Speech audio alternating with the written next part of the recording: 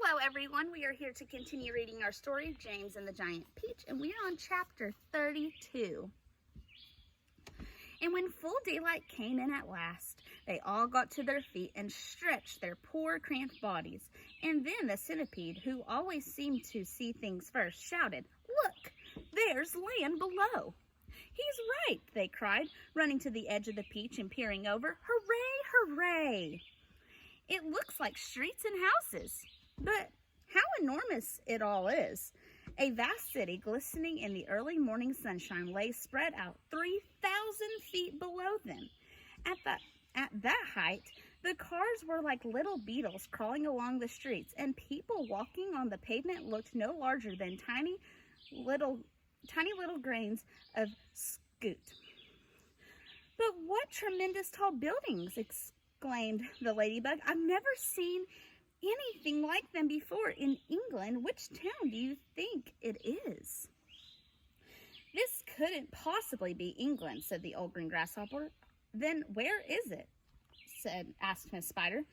"You know what those buildings are?" shouted James, jumping up and down with excitement. "Those are skyscrapers, so this must be America. And that, my friends, means that we have crossed the Atlantic Ocean overnight." "You don't mean it," they cried. "It's not possible. It's incredible. It's unbelievable." "Oh, I've always dreamed of going to America," cried the centipede. "I have a friend once who—" "Be quiet," said the earthworm. "Who cares about your friend? The thing we've got to think about now is how on earth are we going to get down to earth?" "Ask James," said the ladybug. "I don't think that should be so very difficult," James told them. "All we'll have to do is to cut loose a few seagulls, not too many, mind you, but just enough so that the others can't quite keep us up in the air. Then down we shall go, slowly and gently, until we reach the ground. Centipede will bite through the strings for us one at a time." Chapter 33. Far below them in the city of New York, something like a pandemonium was breaking out. A great round ball as big as a house had been sighted hovering high up in the sky over the very center of Manhattan, and the cry had gone up that it was an enormous bomb sent over by another country to blow the whole city to smithereens.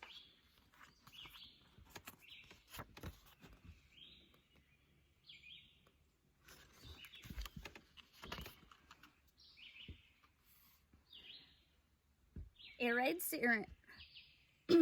sirens had been wailing in every section. All radio and television programs were interrupted with announcements that the population must go into their cellars immediately.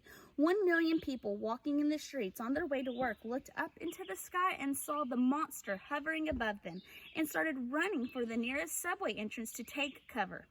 Generals grabbed hold of telephones and shouted orders to everyone they could think of.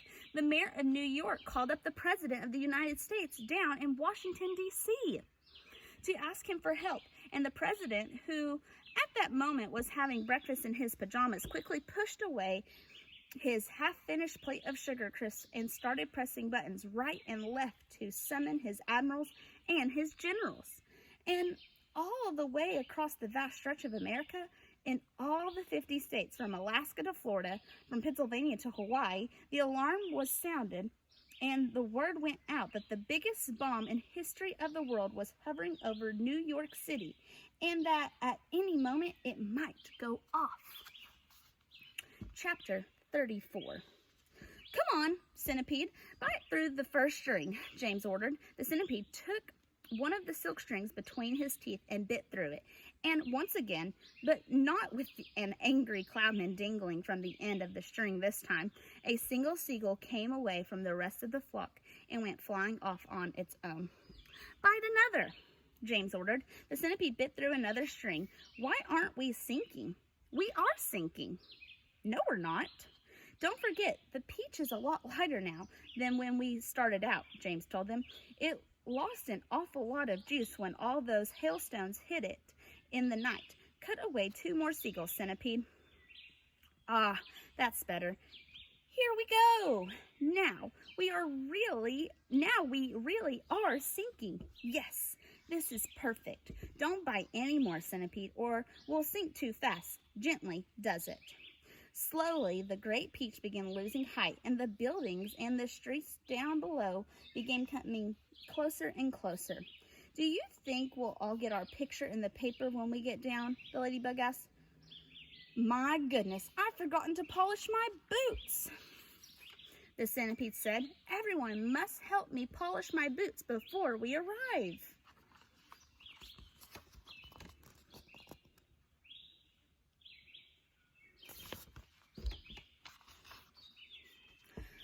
Oh, for heaven's sake, said the earthworm, can't you ever stop thinking about... But he never finished his sentence, for suddenly, whoosh! And they looked up and saw a huge 4-engine plane come shooting out of a nearby cloud and go whizzing past them not more than 20 feet over their heads. This was actually the regular early morning passenger plane coming in to New York from Chicago. And as it went by, it sliced right through every single one of the silken strings. And immediately the seagulls broke away, and the enormous peach, having nothing to hold it up in the air any longer, went tumbling down towards the earth like a lump of lead. Help! Cried the centipede. Save us! Cried Miss Spider. We are lost! Cried the ladybug. This is the end! Cried the old green grasshopper. James! Cried the earthworm. Do something, James! Quickly, do something! I can't! Cried James. I'm sorry. Goodbye. Shut your eyes, everybody. It won't be long now. Chapter 35. Round and round and upside down went the peach as it plummeted towards the earth, and they were all clinging desperately to the stem to save themselves from being flung into space. Faster and faster it fell, down and down and down, racing closer and closer to the houses and streets below, where it would surely smash into a million pieces when it hit. And all the way along Fifth Avenue and Madison Avenue, and along all the other streets in the city, people who had not yet reached the underground shelters looked up and saw it coming. And they stopped running and stood there staring in the sort of a superb at what they thought was the biggest bomb in all the world falling out of the sky onto their heads. A few women screamed, others knelt down on the sidewalk and began praying aloud. Strong men turned to look at one another and said things like, I guess this is it, Joe. And goodbye, everybody, goodbye. And for the next 30 seconds, the whole city held its breath, waiting for the end to come. Goodbye, Ladybug, gasped James, clinging to the stem of the falling peach. Goodbye, Centipede. Goodbye, everybody. There were only a few seconds to go now, and it looked as though they were going to fall right in among all the tallest buildings. James could see the skyscrapers rushing up to meet them at the most awful speed, and most of them had square, flat tops.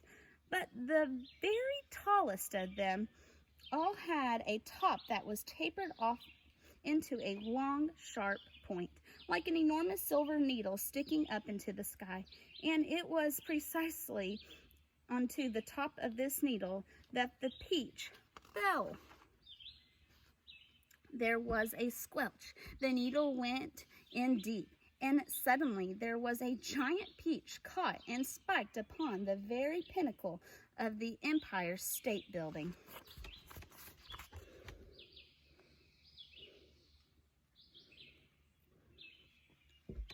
And that is where we are going to stop at our story today. So thank you for listening.